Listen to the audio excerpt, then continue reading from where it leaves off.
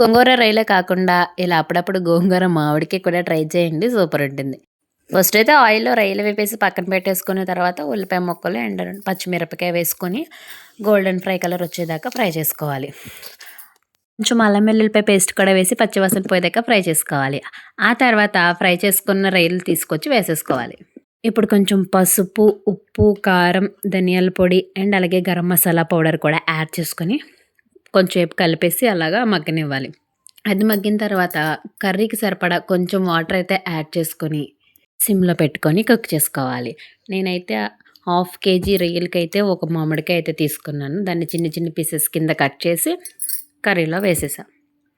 ఒక 10 మినిట్స్ అయితే అలా సిమ్‌లో పెట్టుకొని కుక్ చేసుకుంటే వాటర్ అంతా ఆవిరైపోతుంది. కర్రీ దగ్గరికి అయిపోతుంది. ఇప్పుడు లాస్ట్‌లో కొంచెం కొత్తిమీర వేసుకొని గార్నిష్ చేసుకోవడమే.